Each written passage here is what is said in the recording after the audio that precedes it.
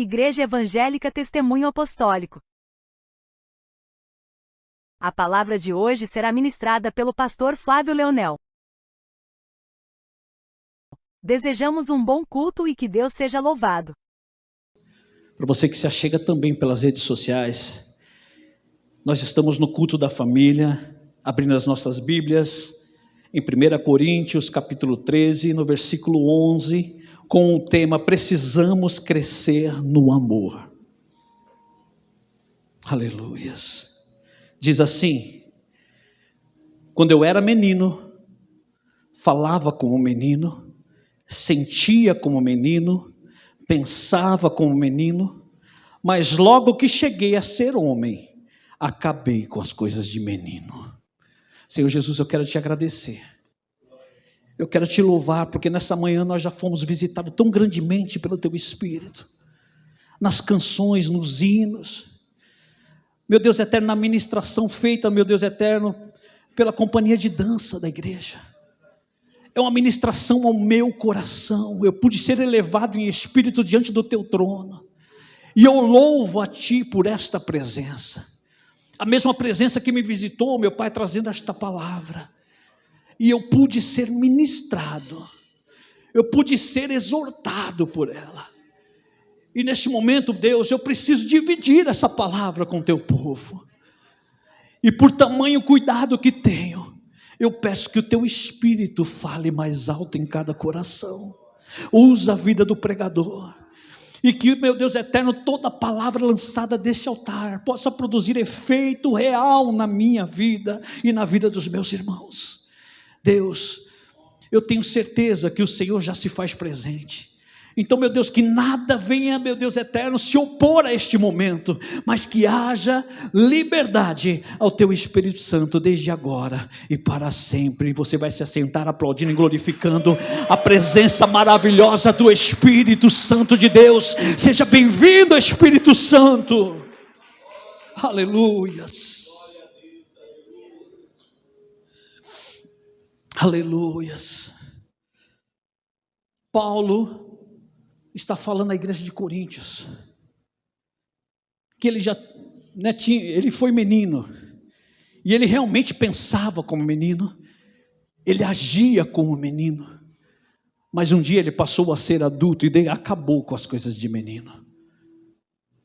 E nesse momento Paulo, ele está falando sobre um assunto que muitas vezes diverge entre pessoas, até mesmo nos dias de hoje, porque hoje falar sobre o amor é algo que cada um tem a sua ideia própria sobre o que era amar.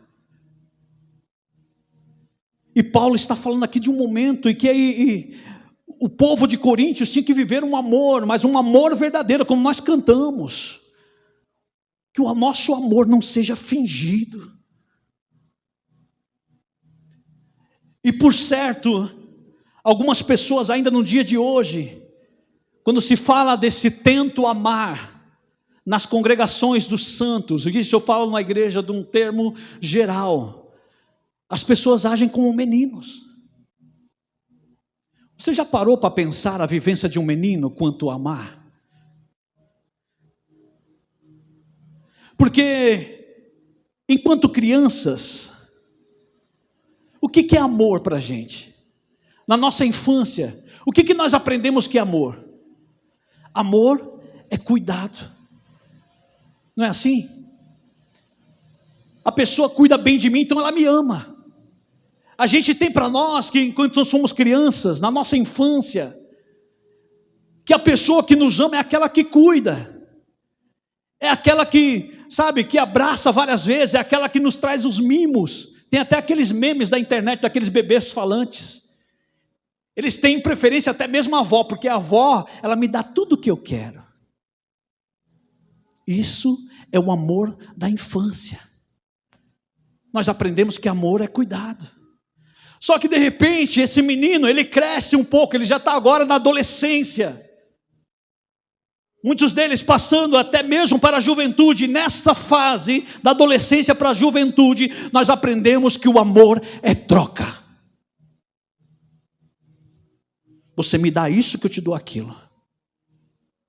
E o dia que você parar de me dar, eu não te amo mais. É um ano ou um momento das paixões.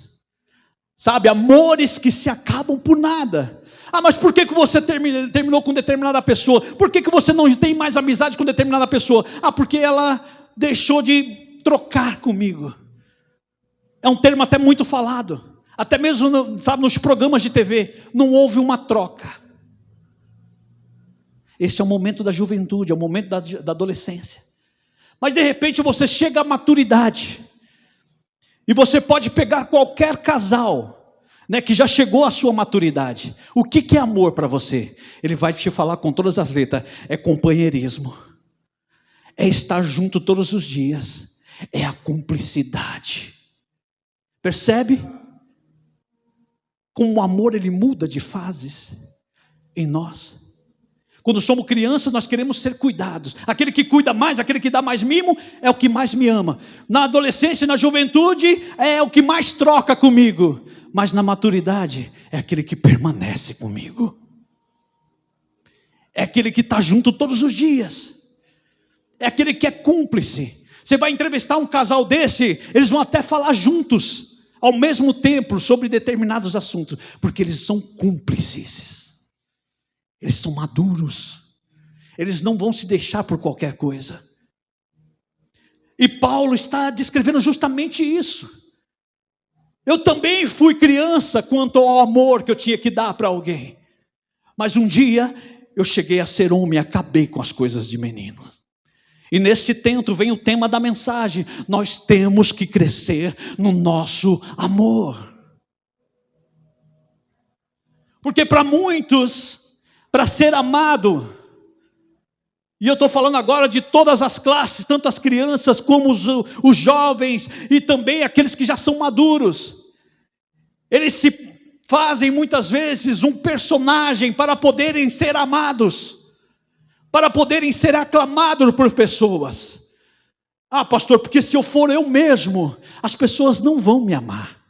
Então ele forja, ou ele se traveste de um personagem, para poder ser aceito no meio em que ele quer estar inserido. E de repente, se o meio, né, é a sociedade, tal como ela é, a pessoa pensa, se eu for, sabe, eloquente nas minhas palavras, se eu for inteligente ao extremo, as pessoas vão me admirar, as pessoas vão me aceitar, as pessoas vão querer-me próximo para convívio.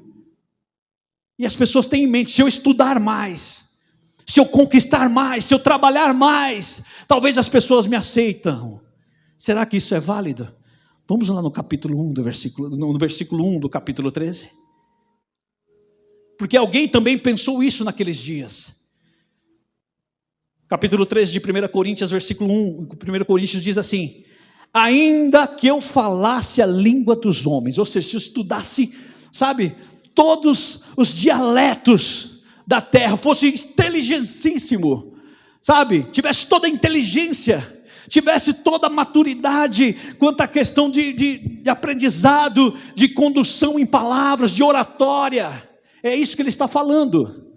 Ainda que eu falasse a língua dos homens, mas talvez isso não fosse suficiente, talvez eu venha para a igreja, eu também quero falar a língua dos anjos. Olha o que ele vai dizer: e não tivesse amor, seria como o metal que soa, ou como o sino que tine. Eu poderia sim, porque pessoas pensam, se eu for mais inteligente, se eu for mais influente, dentro da minha fé, no mundo em que vivo, ou no lugar onde estou, ou na empresa que trabalho, as pessoas vão me amar. De repente você pode se tornar como uma pessoa como essa aqui, como um metal que soa, como um sino que tine, ou seja, algo que incomoda, algo irritante. Porque muitos, por sua inteligência, pelo desenrolar das suas palavras, da sua boa oratória, terminam por irritar, porque ela se torna arrogante, soberba, e as pessoas acabam te detestando. Então, a inteligência, a sabedoria não é mais importante se não tiver amor. Mas de repente alguém fala aí, né? E se eu me engajar então no meio cristão?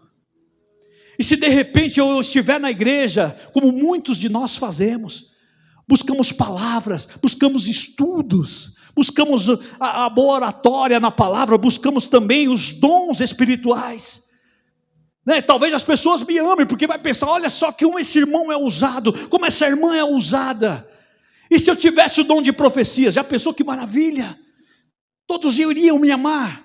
Olha o que ele vai dizer também aqui no versículo 2: ainda que tivesse o dom de profecia, e conhecesse todos os mistérios, e todo o conhecimento, e ainda que tivesse toda a fé, de maneira tal que transportasse montanhas, e não tivesse o amor, nada seria. Porque tem tanta gente sendo usada por aí, mas não sabe amar, não tem um amor, não é maduro ainda no amor. Ele ama como uma criança. Sabe, eu amo se as pessoas me cuidarem. Ou de repente ele ama como um adolescente. Olha, eu amo enquanto a igreja estiver trocando comigo, enquanto o pastor estiver trocando comigo, ou enquanto o meu líder estiver trocando comigo. Nunca chegam à maturidade de ser companheiro, independente das situações, de ser parceiro, de ter parceria, sabe? Não chegaram à maturidade. Paulo está dizendo, tem que acabar com as coisas de menino. Mas de repente, você não pensa em ser alguém da igreja. Você pensa também, né, que as pessoas acham que isso é amar também. Eu vou ser, né, ajudar alguma entidade, eu vou ajudar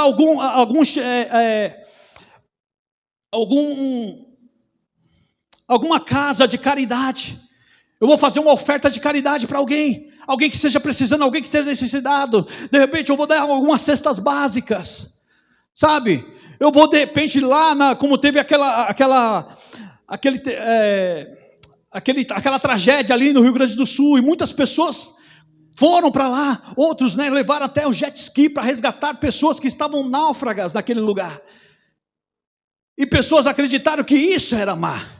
Mas olha o que ele vai dizer aqui no versículo 3: ainda que eu distribuísse toda a fortuna para o sustento dos pobres, e ainda que entregasse o meu corpo para ser queimado, e não tivesse amor, nada disso me aproveitaria. Não adianta eu fazer tudo isso se eu não tiver maturidade. A maturidade nos leva a ser companheiros, parceiros para a vida. Porque nos foi proposto um caminho, e é um caminho eterno. Enquanto eu estiver amando a este ou aquele como criança, eu vou desistir. Porque vai chegar um momento em que eu não vou ser cuidado, vai chegar um momento em que não vão ter troca comigo, aí eu vou parar, eu vou desistir. Não, eu preciso ser maduro para continuar no caminho eterno que me foi proposto.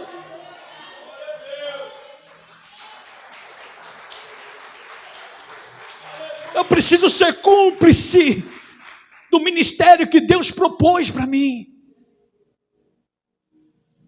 Nem todo tempo eu terei troca, nem todo tempo eu terei cuidado, mas se eu for maduro, eu vou persistir no caminho. E não é um caminho ou uma caminhada que eu e você não possamos, sabe, não aguentaríamos a caminhada. É um caminho que o Senhor propôs para mim e para você, e Ele sabe que nós podemos chegar.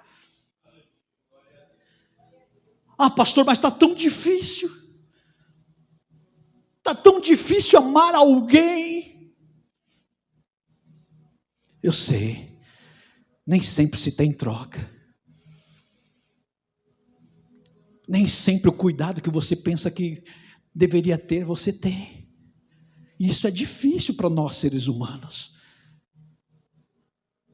Porque Ele não nos fez para andar sozinhos. É por isso que Ele se alegra, e Davi vai falar isso. Ó, quão bom e quão suave é que os irmãos vivam em união. É ótimo ter um amor fraternal.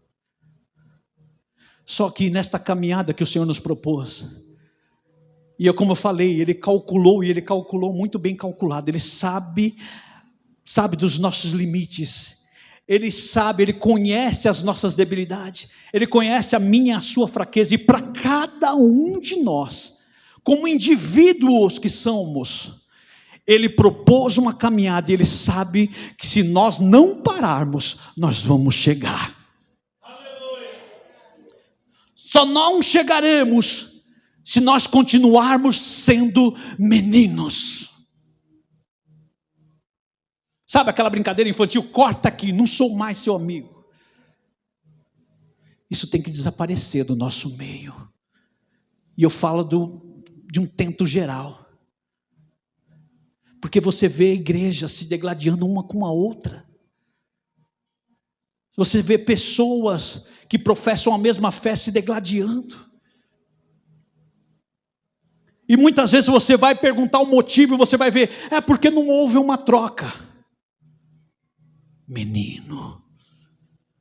É porque não cuidaram de mim. A maioria das pessoas que estão em casa hoje é porque, você vai lá perguntar se vai visitar, é porque não cuidaram de mim. Menino.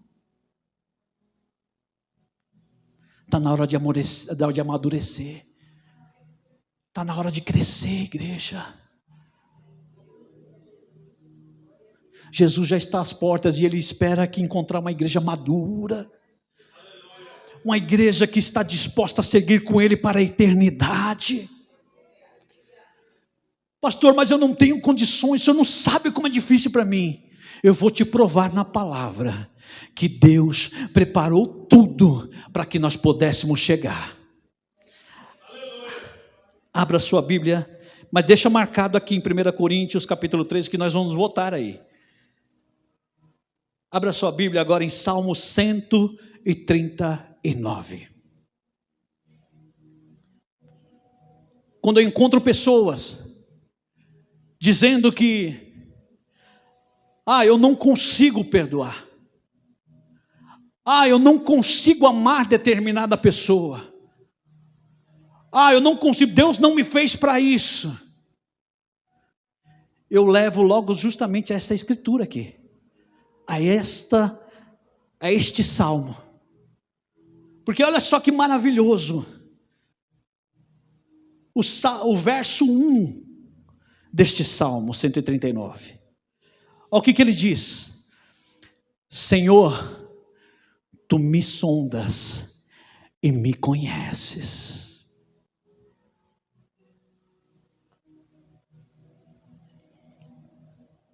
Talvez as pessoas leiam isso aqui, como eu determinadas vezes li, e não tinha a noção da grandeza disso.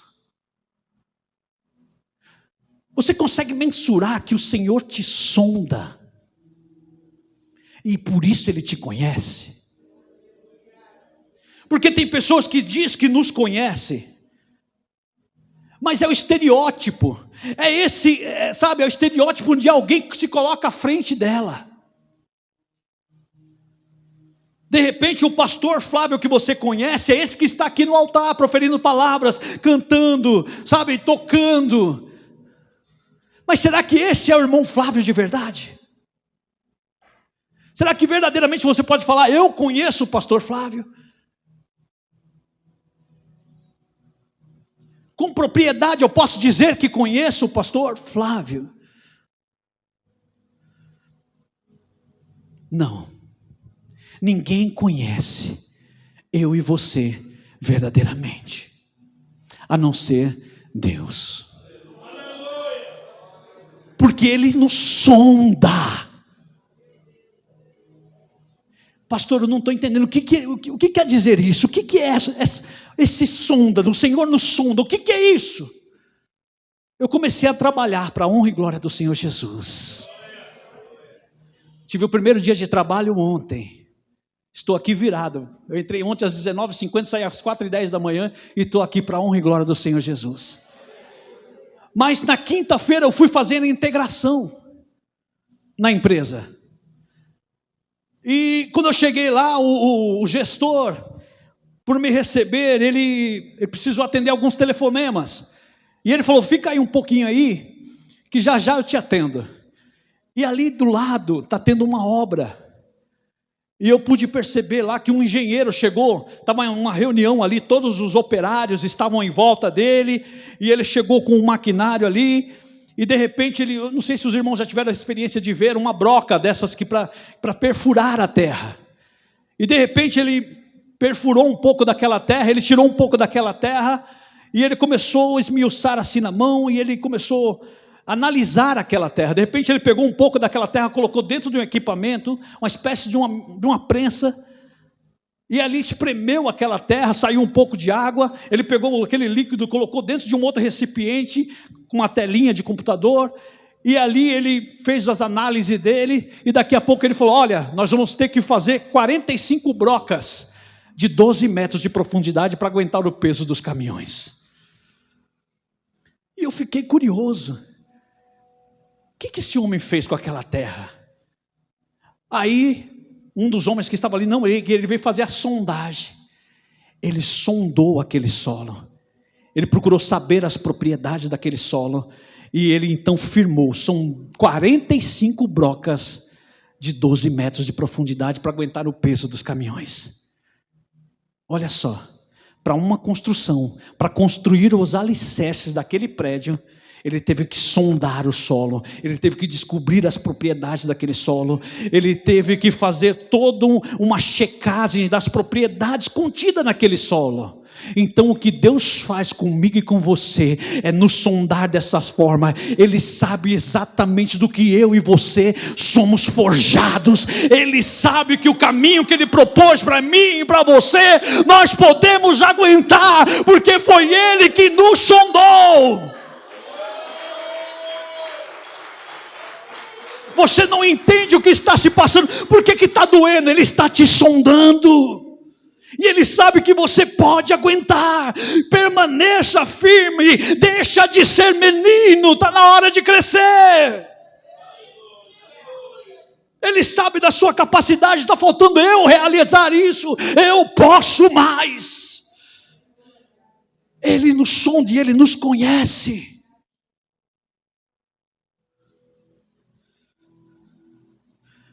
E Ele nos conhece tanto, porque sabe aquele momento, que de repente eu posso estar aqui de pé na sua frente agora, pregando uma palavra, mas a minha vontade era de desistir de tudo. Ah, pastor, misericórdia, o Senhor é o pastor, eu sou um homem, sujeito às debilidades de qualquer um.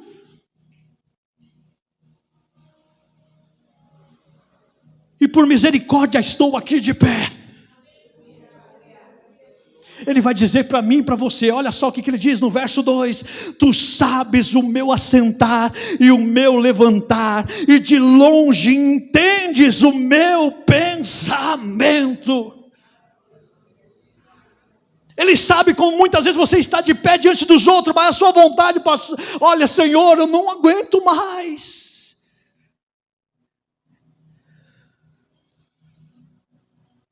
Ele sonda, Ele sabe de todos os pensamentos. Aquele pensamento que talvez alguém que te conhece, como esse homem é cheio de fé, mas só você sabe como é que está lá dentro. E Deus, Ele diz, eu sei quando você se assenta e quando você se levanta.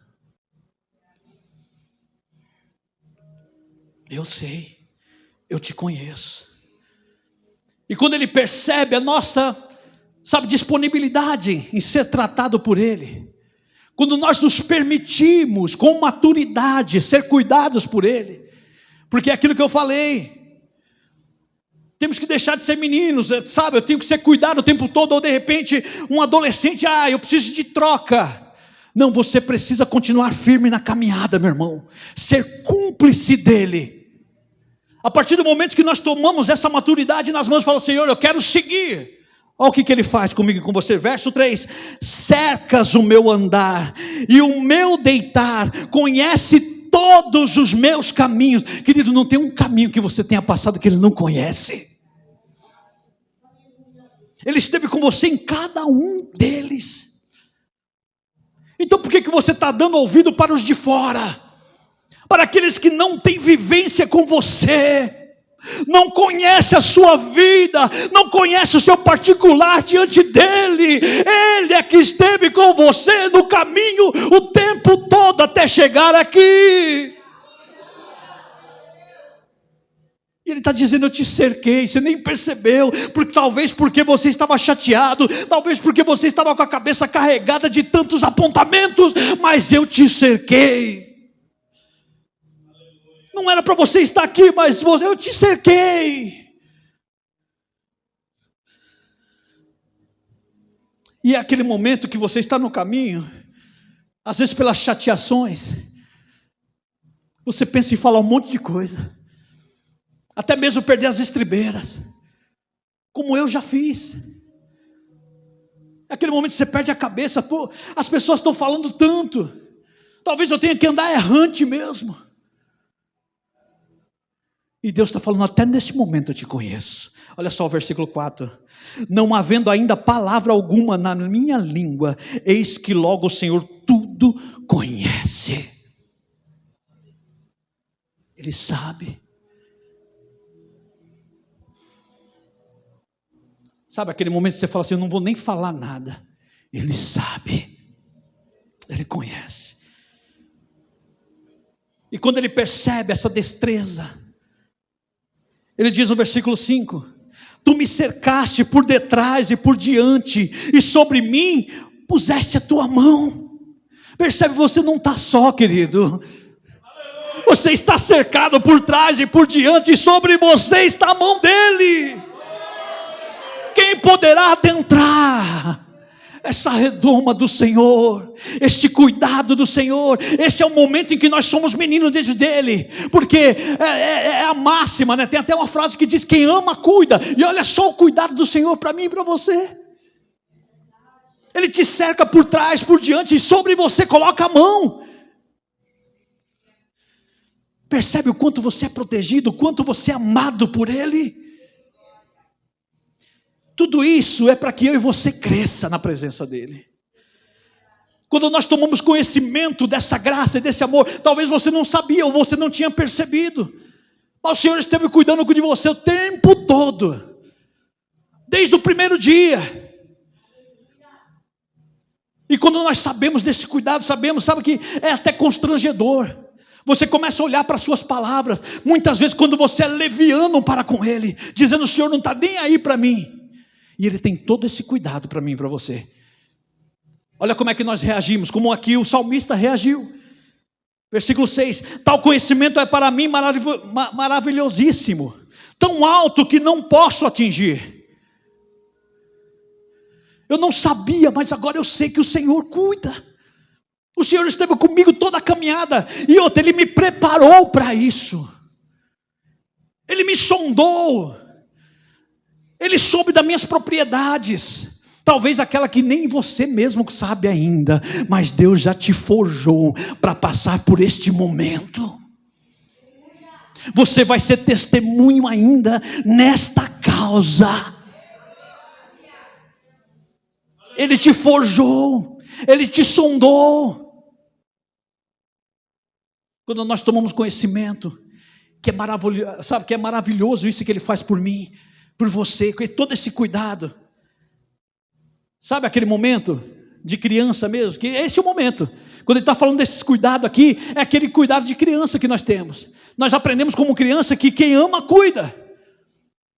E eu me lembro quando criança, eu fui criado pela minha avó materna, até os meus 14 anos de idade. E eu me lembro que a minha avó, ela sempre foi muito... muito preocupada com essas questões, porque eu fui um menino que foi rejeitado de berço. Os meus pais não tiveram condições de cuidar. Eu nasci muito doente, fiquei cerca de 2 anos internado, até o meu 2º ano de idade eu passei internado no hospital. E quem quer um problema? As pessoas rejeitam. Meu pai e minha mãe não tiveram maturidade. Meu pai tinha 18 anos na época, minha mãe 19. E os mesmos me rejeitaram, me deixaram no hospital, até que com 2 anos de vida, eu saio do hospital, para onde que eu vou? Para a casa dos meus pais? Não. Meu pai não me queria por perto. Quem me adotou? A minha avó. E minha avó era aquela, sabe, aquela senhora super, extremamente protetora. Então eu me lembro dela comprar os meus uniformes da escola, do prezinho.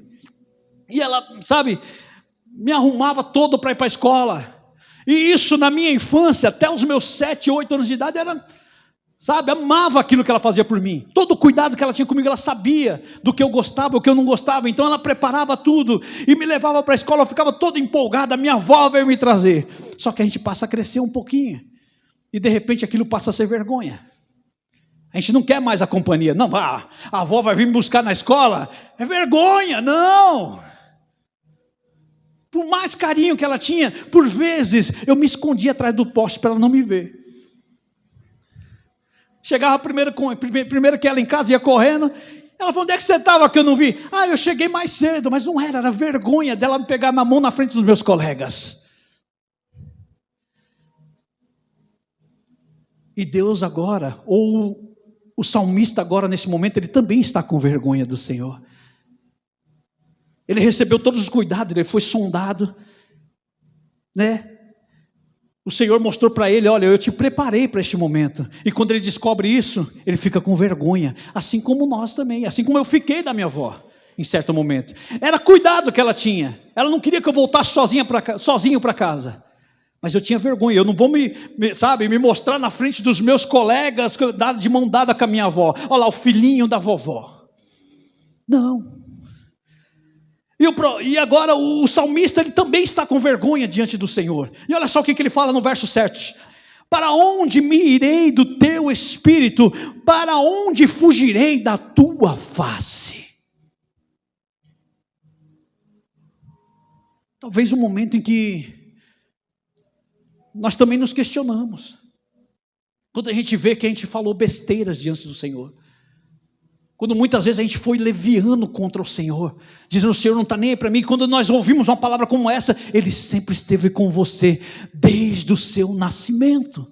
Aí ele está perguntando, para onde eu irei do Senhor? E ele vai continuar a narrativa dele. Se eu subir ao céu, lá tu estás. Se fizer no inferno a minha cama, eis que tu ali estás também. Se tomar asas da alva e habitar nas extremidades do mar, até ali a tua mão me guiará e a tua destra me susterá. Se disser, de certo que as trevas me encobrirão, então a noite será luz à roda de mim. Muitas vezes nós nos fazemos assim.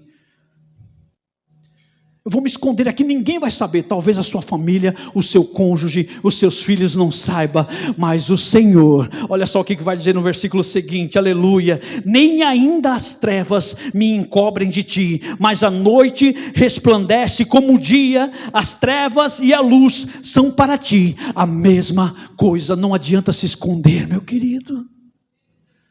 Ele conhece todos os meus e os seus caminhos. E por mais que eu tente me esconder, por mais que eu tento, me esconder até mesmo nas trevas, Ele está dizendo, eu ainda consigo te enxergar, eu ainda consigo te ver, e eu ainda continuo te dizendo, eu te sondei e eu te conheço.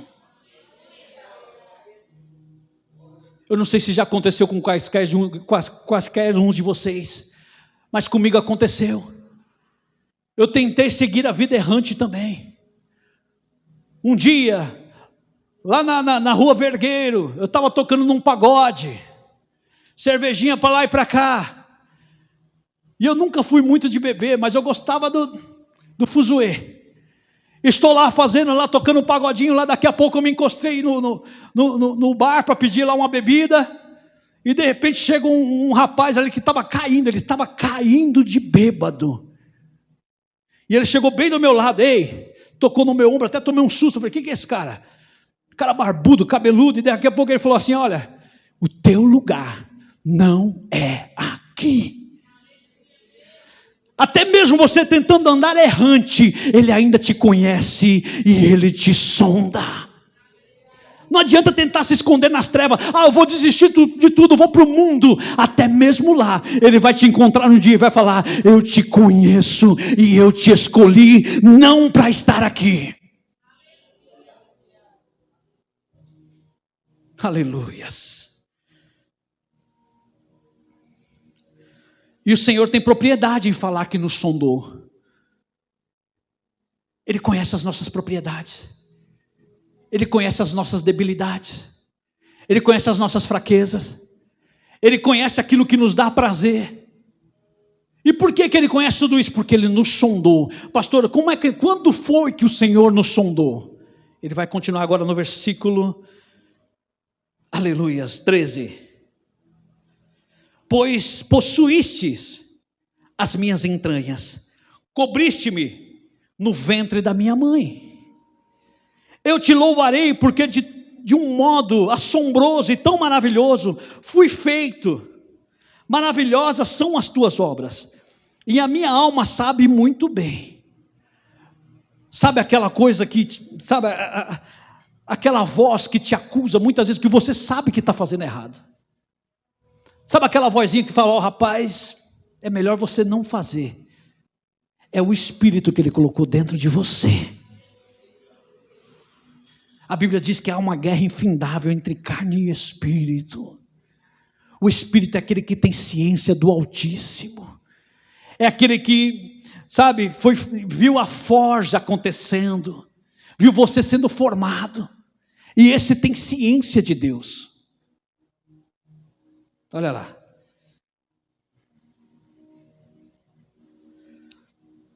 Versículo 15. Os meus ossos não te foram encobertos. Quando no oculto fui feito e entretecido nas profundezas da terra, ou seja, no ventre da tua mãe.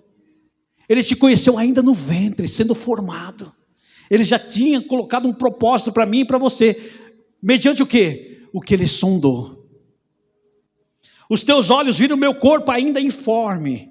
E no teu livro todas estas coisas foram escritas, as quais em continuação foram formadas, quando nem ainda uma delas havia. Ou seja, não há nada de novo em mim e em você que Ele não saiba. Tudo já está escrito no livro dele.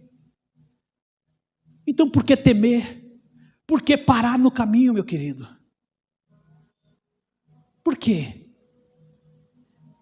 Se Ele te pesou, Ele te viu ainda informe, Ele te sondou e Ele disse, esse tem capacidade de ir ao longe. Eu já escrevi a história dele. Então está na hora de continuar, meu querido. Está na hora de a gente se tornar maduro diante dele e seguir nesse caminho eterno. Parar de dar ouvido às vozes e seguir no caminho com Ele.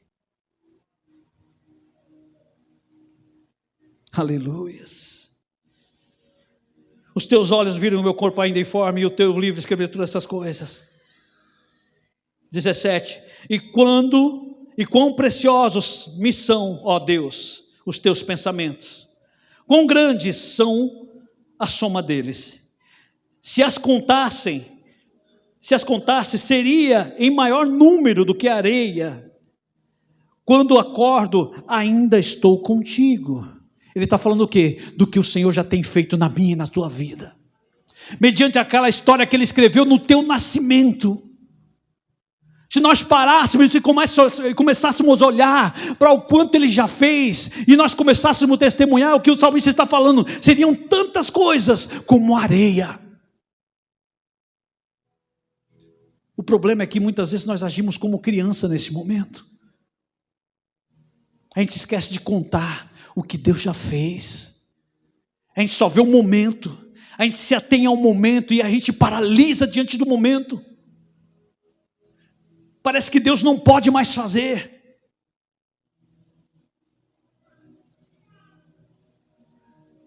E muitas vezes, o que nos faz paralisar é aquilo que eu falei, as más línguas. Pessoas que vêm para nos apontar, para duvidar do propósito de Deus na nossa vida. Para dizer, olha, você, mediante esse momento que você está vivendo, você não vai chegar a lugar nenhum. Eu enfrentei isso desde a minha infância, desde o meu nascimento. Não vai ser ninguém, não vai chegar a lugar nenhum. Órfão em vida.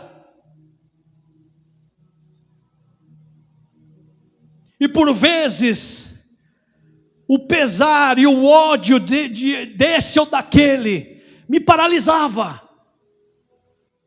E Deus está nos convidando hoje a crescer, deixar com essas coisas de menino. Está na hora de ser maduro, está na hora de ter parceria com Ele, de ter, sabe, cumplicidade com Ele, não abandonar por qualquer coisa. Essa palavra é para mim, eu apanhei muito dela antes de trazer para vocês. Ah, pastor, eu não preciso dessa palavra. Glória a Deus por tua vida. Eu preciso crescer. A gente se atém aos nossos algozes, a gente passa a odiar pessoas, porque me fazem isso, fazem aquilo, porque não cuida de mim, porque não tem troca comigo. Isso é coisa de menino. Olha o que ele vai dizer aqui no versículo 19: ó Deus, tu matarás de certo o ímpio, apartai-vos portanto de mim, homens de sangue. Ou seja, essas pessoas você tem que manter longe, tem que parar de dar ouvido para elas, porque existe um Deus que te sondou e te conhece e está te convidando que você siga com Ele. Ele continua dizendo: pois falam malvadamente contra ti. Quando que eles falam malvadamente contra Deus? Quando as pessoas duvidam do propósito de Deus na sua vida. Eles estão falando não contra você, mas contra Deus. E os teus inimigos tomam o teu nome em vão. Muitas vezes usam até o nome de Deus. Desse jeito Deus não vai operar, desse jeito Deus não vai fazer. Quem que é? Deus tem porta-voz na terra agora?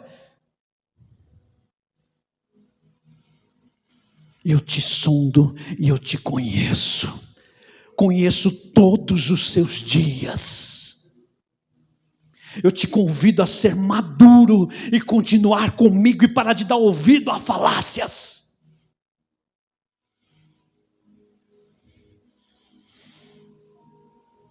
No versículo 21, olha o que ele vai dizer: não o odeio eu, ó Senhor, aqueles que te odeiam, e não me aflijo por causa dos que se levantam contra ti. Ele está dizendo, é claro, a gente fica chateado com determinadas coisas.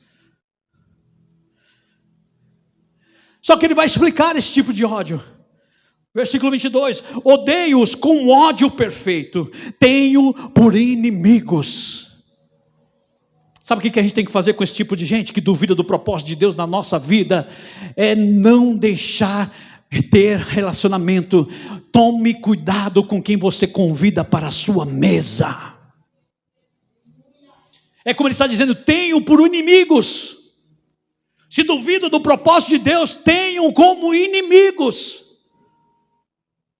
No mais, sabe o que eu e você precisamos? Versículo 23 e 24, sonda-me, ó Deus, e conhece o meu coração, prova-me, conhece os meus pensamentos, vê se há em mim algum caminho mau e guia-me pelo caminho eterno.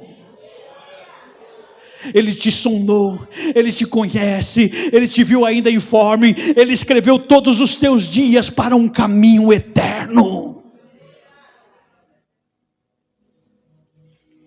Por que muitas vezes nós deixamos de seguir nesse caminho eterno? Volta lá agora, em 1 Coríntios.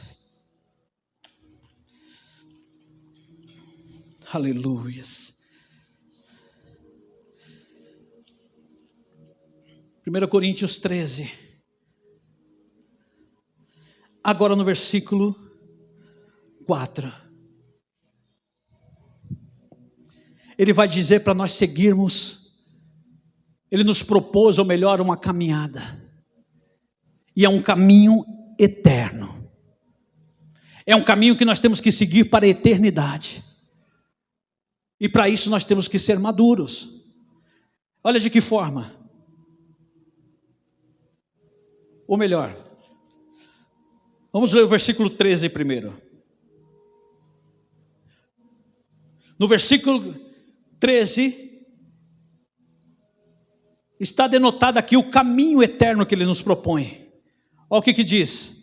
Agora, pois, permanecem a fé. Para andar nesse caminho eterno tem que ter fé. E o que mais? A esperança nós temos que ter esperança naquele que vive e reina para sempre. E o que mais?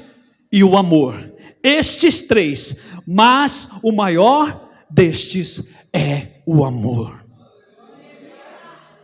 Nós precisamos amar de uma forma madura, não como criança, não como adolescente, mas sendo homens diante de Deus, assumindo um compromisso diante de Deus, de não deixar essa caminhada proposta por Ele, um caminho eterno. E Ele nos deu toda a condição para isso, porque Ele nos provou, Ele nos sondou. Ele sabe de toda a propriedade, Ele sabe de tudo que há aqui dentro. Talvez o seu cônjuge não saiba, talvez os seus filhos não saibam, mas Ele te conhece. Ele sabe do que você pode suportar. Mas pastor, está doendo tanto. Você não tem ideia do meu sofrimento. Se você está sofrendo, dê glória a Deus. Sabe por quê? Olha o que diz o versículo 4. O amor é sofredor. O amor maduro é sofredor. Talvez você esteja sofrendo hoje. Talvez alguém tenha desdenhado de você ainda hoje. E talvez você continue amando essa pessoa e por isso você sofre. Você continua pagando um preço por essa pessoa e por isso você sofre. Aqueles que estão à volta até te questionam, mas por que você está sofrendo por essa pessoa? Você ama. O amor é sofredor. E por que ele sofre? Ele vai continuar dizendo, porque mesmo sofrendo, ele é benigno. Ele não se cansa de fazer o bem. Mesmo sendo maltratado, mesmo sendo mal falado, ele continua fazendo o bem. Ele é benigno. O amor, ele não é invejoso. Sabe o que nos faz parar muitas vezes na caminhada proposta? O caminho interno é inveja. Por que acontece com todo mundo, comigo não? A pessoa chegou ontem na igreja, já está contando bênção, eu não. Invejoso. Eu não posso dizer que amo se eu invejo. O amor não trata com leviandade. O que é isso? É tratar com desdenho o sofrimento do outro. É falar sem conhecimento de causa. Eu amo, mas fulano também não se mexe. Fulano também, olha, não se dedica. Se você não sentou com a pessoa, se você não trocou uma ideia com ela, como vamos dizer no real, que não trocou umas palavras, procurou saber, porque toda história tem dois lados. Se você não sentou com a pessoa, não seja leviano. Não fale sem ter conhecimento de causa, porque o amor não fala ou não trata com leviandade.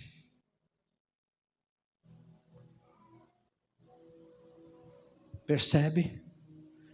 Talvez não sirva para você, mas alguém precisava dessa palavra hoje. Está na hora de crescer, de deixar de ser menino. O amor não se ensoberbece.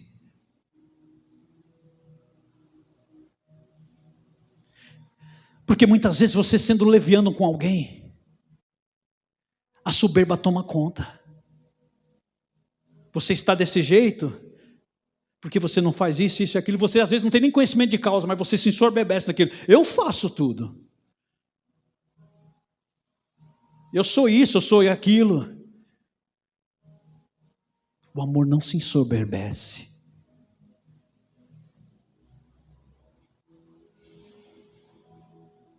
O amor, versículo 5, não se porta com indecência. Que tipo de amor é esse? É um amor que ofende a moral ou a dignidade de alguém. Sabe? A pessoa não tem pudor em diminuir o outro. O amor, ele não se trata, ele não trata com indecência. Ele não é indecente. Ele não ofende a moral de ninguém, nem a dignidade de ninguém. Eu não estou aqui apontando ninguém. Eu estou aqui fazendo uma retórica para que nós possamos pensar se de fato nós crescemos, somos maduros ou somos meninos.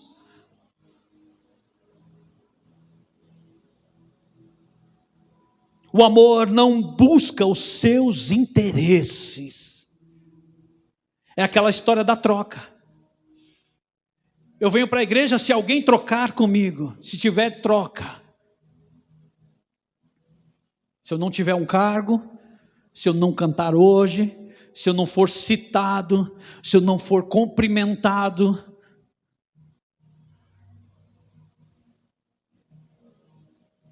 nós precisamos crescer.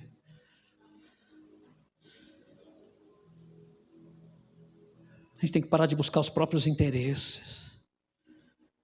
E aqui vem uma parte que nos paralisa no caminho. Nós estamos falando aqui de um caminho que o Senhor propôs, ainda quando estávamos informes. No ventre de nossa mãe, diz que Ele escreveu a nossa vida. Ele escreveu cada dia meu e seu. E por que parece que a caminhada fica cada vez mais longe? Pastor, por que parece que fica cada vez mais longe de eu chegar? Por causa dessa parte agora que nós vamos ler. O amor não se irrita.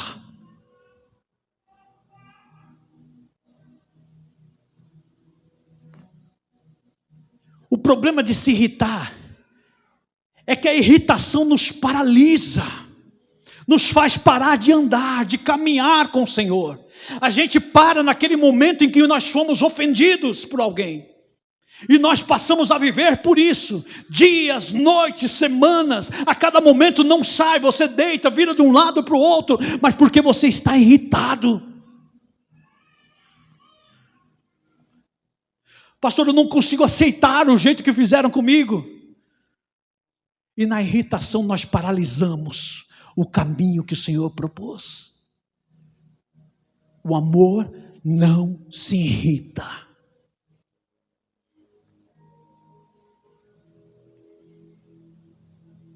E o problema de nós andarmos irritados com isso ou com aquilo. E hoje é difícil não ver pessoas irritadas. O problema de a gente andar irritado com isto ou com aquilo, independente do que tenha sido, aquilo que eu falei, a irritação ela te paralisa no momento em que você foi ofendido. Você não vê mais nada na sua frente. Você para de se dedicar ao trabalho, você para de se dedicar à sua vida pessoal, à sua vida conjugal, à vida com seus filhos, porque você está irritado, você só fala no assunto. Chega uma hora que a mulher te dá uma dura, para de falar nisso, você só vive isso. Não dê lugar à irritação. Por que eu não posso me irritar, pastor? Por que isso me paralisa? Olha só, porque o que vem no seguinte: o amor não suspeita mal. Enquanto você está irritado, você passa a suspeitar de pessoas. Ninguém pode passar por você sorrindo, olha lá, já está rindo de mim. Você não pode passar por ninguém que esteja falando, de repente a conversa parou, está vendo? Estavam falando de mim. O amor não suspeita mal. Pastor, mas o senhor não sabe, a pessoa realmente fala de mim. O que ele fala lá, o que nós acabamos de ler lá no Salmo 39? Os ímpios, ele tomará conta. Se estão falando mal, a conta é com ele. Não suspeite mal, porque o amor é benigno. Ele sofre o que for, e mesmo assim ele continua pensando no bem das pessoas.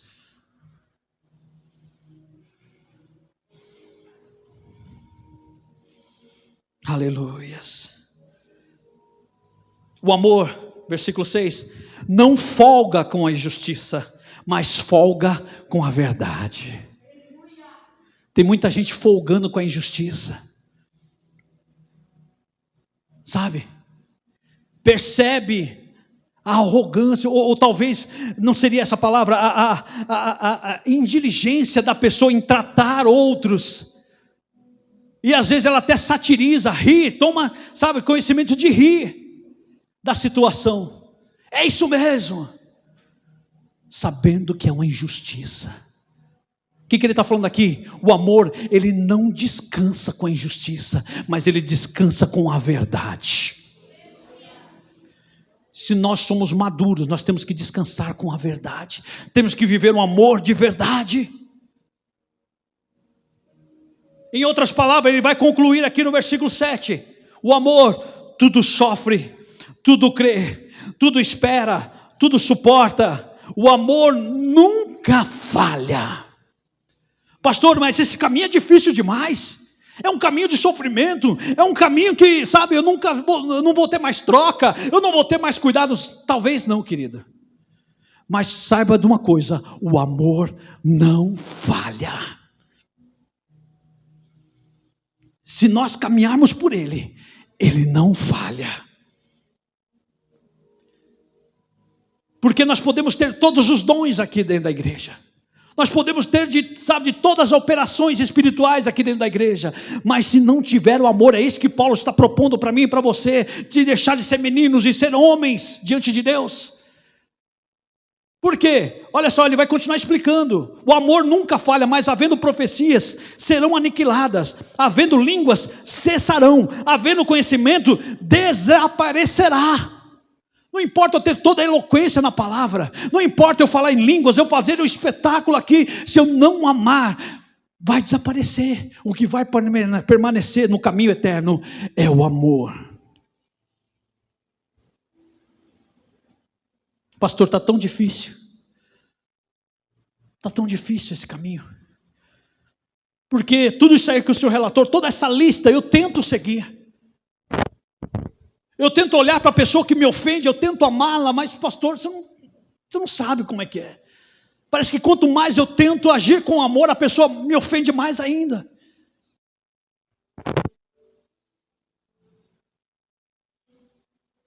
Versículo 1 do capítulo 14.